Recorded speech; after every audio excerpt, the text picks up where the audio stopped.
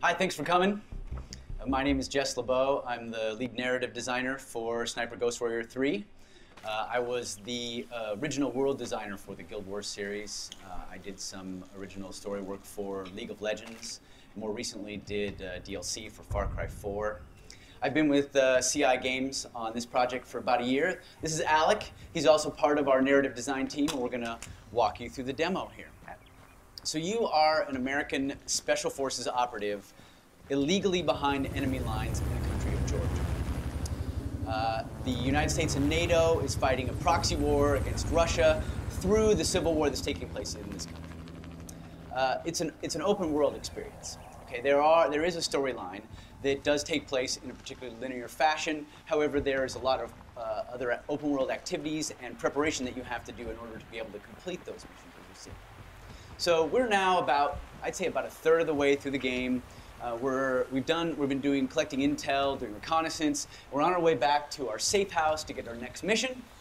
But as we're fond of saying, the world itself, the terrain, is an enemy in Sniper Ghost Warrior 3. So we want to make sure that we don't stumble into anything that's going to kill us. So we're going to use one of our gadgets. Alec is demonstrating the drone. When you're in the drone, you're in first person. You'll see that the mini-map doesn't have any enemies on it until you tag them. The way you tag them is to see them, either through your drone, through the scope, hacked security cameras, visualization. So you see he's got them all, added them to his mini-map. And clearly the Russians are up to no good because they've mined this area, they don't want any incursions. Again, the terrain can kill you, it's an enemy. So to deal with that, we've given you a couple of tools. The first is what we call extreme navigation. Rappelling, parkour, climbing over fences, dealing with terrain that you might, more vertical, things that you might not necessarily be able to go over in other ways. The second is what we call scout mode. And this is you accessing your special forces training. Right? Things that you already know as an operative. You see here he's analyzing these footprints. Alec, what did you find? Careful steps, military boots, so probably there was a guy that was setting up the minefield. So now Alec has several options. He can extreme navigate his way around it, he can disarm these mines, or he can track this guy who clearly has been the one that laid the mines safely through the minefield. Does it disappear after a couple of times? If you do not track it, the problems or the difficulties won't appear, the mines. You will be able to go back to that. So he's also got to skirt this patrol that he saw earlier and the sniper. What you saw there was our detection meter. Stealth is obviously very important to the game. So this is our safe house. This is the crafting bench. You can craft bullets, you can craft scopes, pieces of your rifle. Alec has picked up some health kits and some body armor, and now he's going to contact JSOC and get his mission. Now, for the past few days, we've been doing reconnaissance. We know about the Russian operation here. The leader of the Russians is named General Vitkovich. JSOC says, locate him and kill him. What you're looking at here, again, open world experience. This is a local map, right? This is just the area, so this is a small section of it. This is your safe house. This is another safe house that you've unlocked, either through missions or exploration. When you unlock them, you can fast travel from one to another. Now, this isn't teleportation. Time does pass. But the conceit is in an open world, we know that you can safely move from one safe house to the next. So here we are in the other safe house. Alec is going to select some weapons for the mission with a name like Sniper. Of course, we've got a bunch of cool rifles, right? But we've also got handguns, machine guns, knives. Your drone, of course, might need to be repaired if you crash into something or it gets shot. You might upgrade it. You might have to buy a new one. You might have to retrofit it for certain tasks. So Alec's going to select a knife and a sniper rifle. If you've done crafting, that'll appear here when you assemble your rifle. And he's going to head out for the mission. As I mentioned, time has passed. We have a dynamic weather system, so now it's raining. If we come out here at a different time, it might be foggy, it might also be raining, it might be sunny. So things change. So what did you find here? It is a weird track because it appears that somebody dragged a body through here. So you can use the scout mode to learn information about side quests, things we're calling war crimes, right? These are optional, but they can unlock tools for you later. So perhaps this guy that was dragged through here, maybe it's a dead body, perhaps it was someone that was captured. Maybe if you track them down, you find that someone's been captive, and you can release them, and maybe they'll give you a key to a tower or something that will unlock a sniping position you could use later. One of the other cool aspects of scout mode is that it can access what we call stances. So if you hold your rifle unsupported like this, it's more difficult to control, right? If you use parts of your body to control it, all sorts of different stances. So we know as a Special Forces operative that using our rifle up against this piece of terrain will give us lots of control. Alec can use that then to search for the general, potentially take shots if he wants to as he tags all of the patrols and the enemy.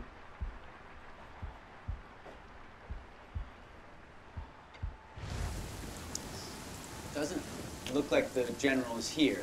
So we're going to have to go deeper into their facility. What you see here is a server location that we tagged earlier in other reconnaissance. So what we're going to try and do is sneak into the center of their camp, their base, and we're going to hack into their servers, use their own security cameras to see if we can't locate the general.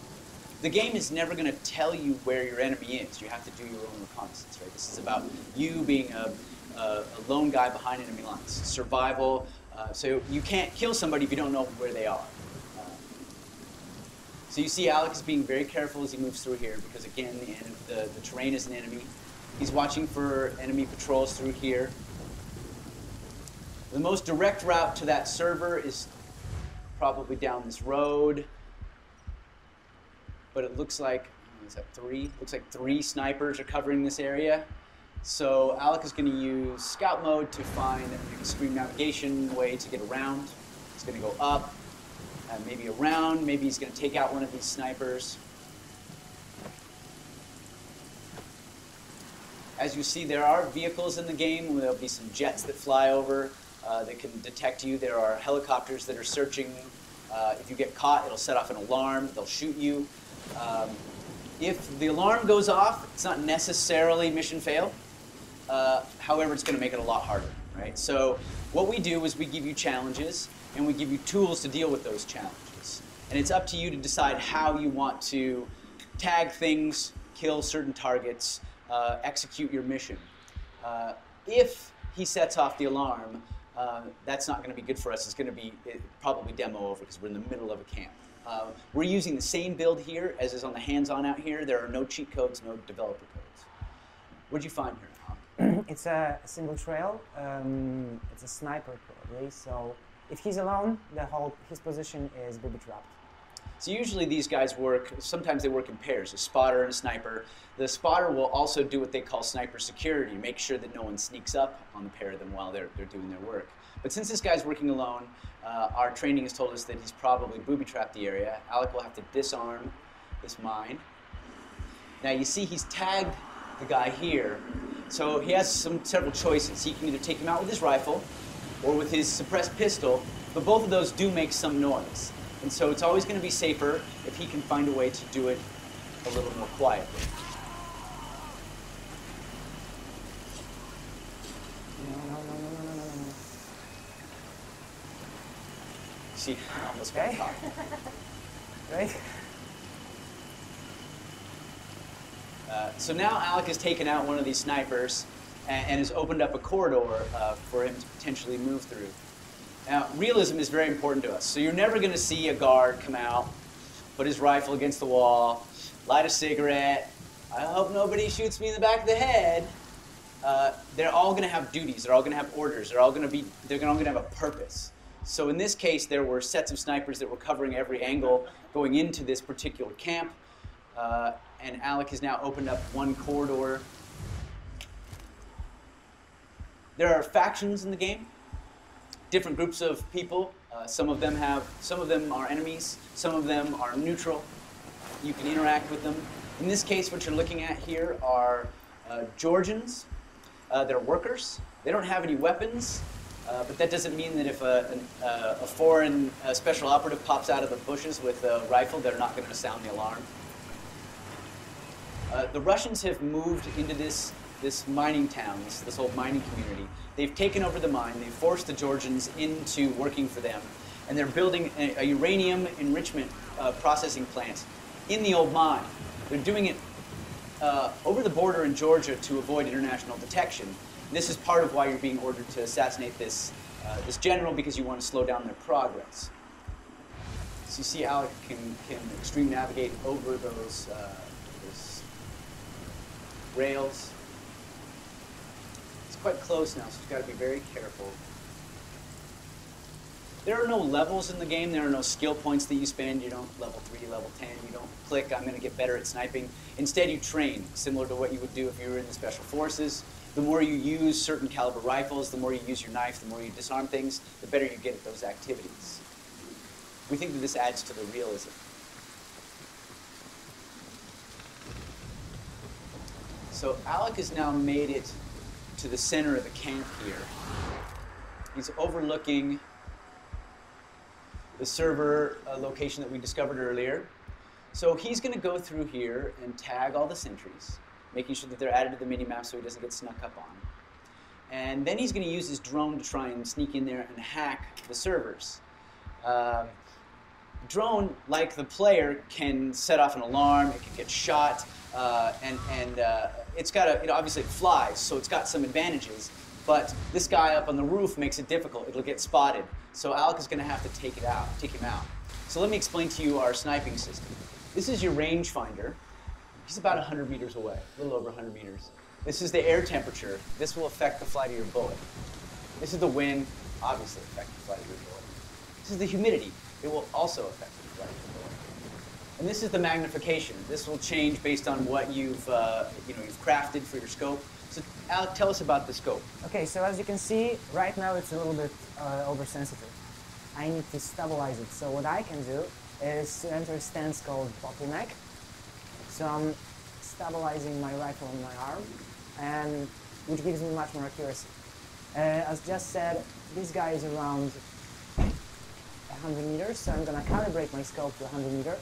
And as you can see, there's a little red dot that appears on the limit. And this is how far your bullet is going to drift based on the conditions. So Alec is going to breathe out. One shot, one kill. So now he's got a corridor that he can use for his drone, but of course he doesn't want to just stand there like a dummy on the edge of the cliff with his control, so he's going to back up into cover so that he doesn't get spotted by a patrol or a passing helicopter. It's a hard part, so I need to stand up. Yeah. So the drone flies similar to a regular drone, right? It can drift around, you can hit things and damage it. It's quite fun, but a little bit difficult. He's got to avoid the patrol route for the helicopter. You can see there's intel that the drone can pick up for you. He's going to try and go over the top and in through the window so that he's got a straight shot down from the balcony. Movement detected.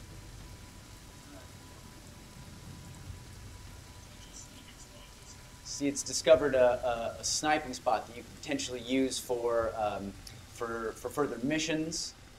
This is you basically knowing what vantage points would be good to use. But again, you don't have to use the sniping locations. It's up to you how you execute your mission. Alec hasn't had his vodka today, so his driving is a little impaired.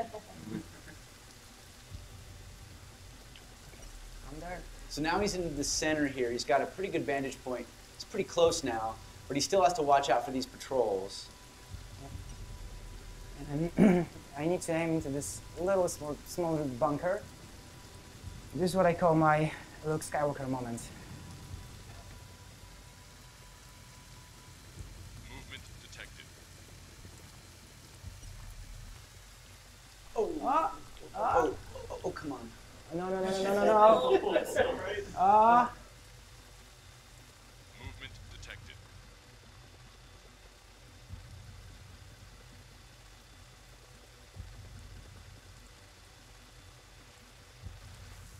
Anyway, so here we are. We've got servers. This one we've hacked into is access 3 different camera networks. You can see there are 5 cameras here and 7 here. So we're going to hack this, take control of it. And now Alec can control the cameras. You can see you can use your scout mode through the cameras. That was the hotel entrance. There's a couple of turrets here. The helipad, one guy there. Here's that patrol again. So it looks like the general is not here, not on this side anyway, so we'll have to try another set of cameras. Nobody here. Okay, here's our general. This is one of the cooler storytelling tools that we've got, right? We have our own mocap studio, so whenever you're near any NPC interaction through a security camera, through your drone, or nearby, you can overhear their conversations, and this will advance the story, the main story, the subquests, the overall world story, and everything. Every single interaction is voiced, so you can hear all of that. This is the general and his wife. I'm gonna zoom in. A little bit of a voyeuristic moment. I always feel like we're intruding on them. I should say this is the general and his soon-to-be widow. Future widow.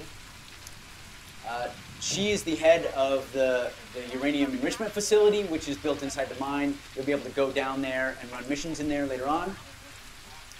Now that we've tagged him, we know where he's at. We can move on to the second part of our mission, which is killing him. So you see here that we've got his name, we've got intel we've collected on him, and these other locations, these other things you're seeing are our sniping locations. We've unlocked these at different points.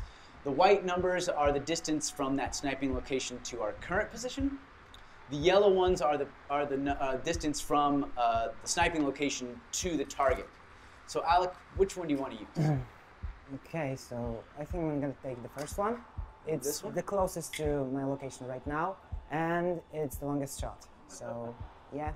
You're going to show off your sniping skills? I'm gonna say that, but after the drone, I don't Yeah, know. right? Yeah, I'm not sure anymore. Can you look real quick back? Yeah. So you see this one location is only 3 meters away from our general. If you wanted to kill him with a knife, that might be a good location to go to. However, we know that there's a battalion of Russians here, right? So probably not the kind of location that you could exfiltrate from.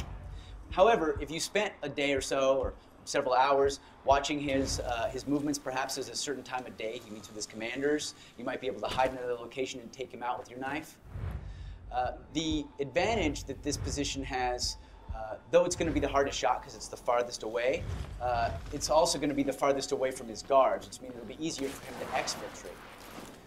If you read about any of these like elite sniper programs, right? These like special ops sniper programs, obviously shooting is an important aspect. But the other, maybe even more important, aspect is stealth. That means you have to learn how to infiltrate and exfiltrate. No one is coming to get you in this game, right? You are on your own. You're going to have to plan your entry route and your exit strategy. You need to know what's behind you. So Alec has left the facility and has to enter the perimeter again because his vantage point was kind of on the outside of the perimeter. So he's sneaking back in. And he's going to move his way to the sniping location here. While he does, are there any questions on anything we've talked about so far?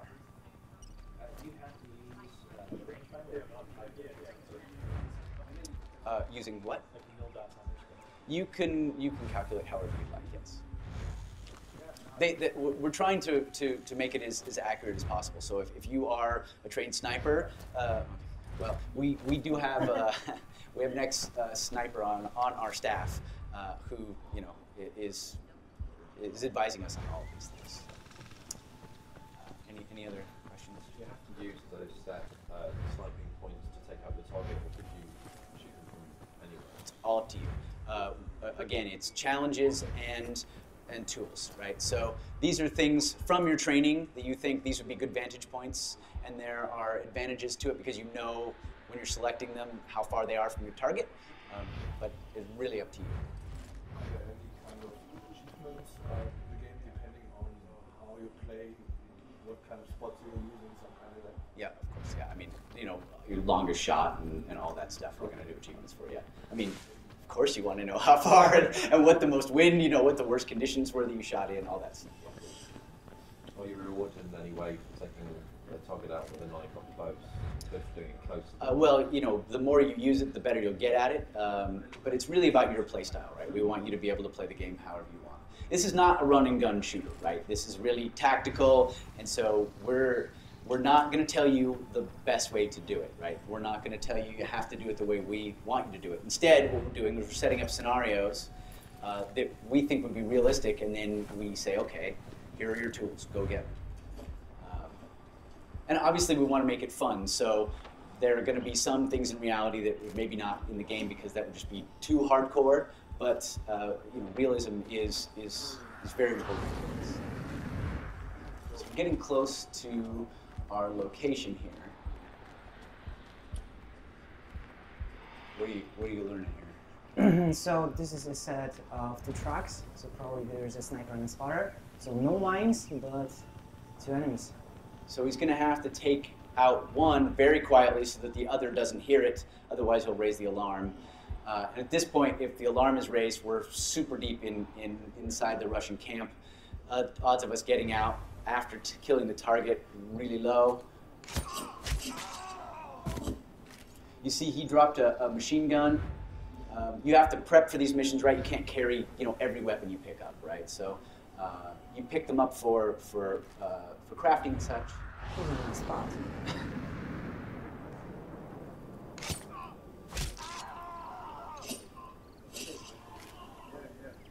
Okay, so now our spot is clear. We can get into position. You see there another stance that's suggested based on our training. This would be, but you don't have to use that stance. In fact, you'll see that Alex is going to take a different stance. So here's our guy. We spent the last few days learning about him and his movements. We hacked into their computers. We got his orders. We realized that he's unhappy about the speed that the processing plant, the enrichment facility is moving forward. They're behind schedule. And he's told them they have 3 days to get back on schedule or he's going to deal with it himself. We also know where he's going to be after today, the next couple of days. So if we wanted to try and take him out at a different location, we could do that. If perhaps we're happier, we like the city better than having to take him out in the middle of the military camp. But you can see the soldiers that have been here have been pushing, the foremen have been pushing the workers very hard because they're trying to get up on schedule, and they know the general has arrived, but they still didn't make it. They're not on time. And the general is here, and he's going to take matters into his own hands, despite the fact that we have a labor dispute.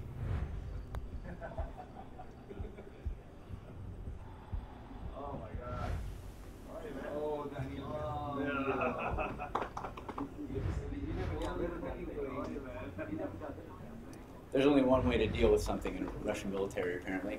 So he's not a very nice guy, so we're going to go ahead and kill him. Another shot, another kill. Now the alarm has been sounded, and Alex needs to exfiltrate. He's going to go run and get the machine gun.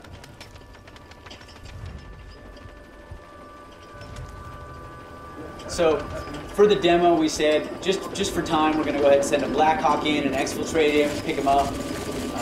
Also, choppers are just cool. But in the actual game, this will never happen. You will not be picked up by a helicopter that just suddenly drops in. You're now going to be responsible for your own exit strategy. And that's the demo.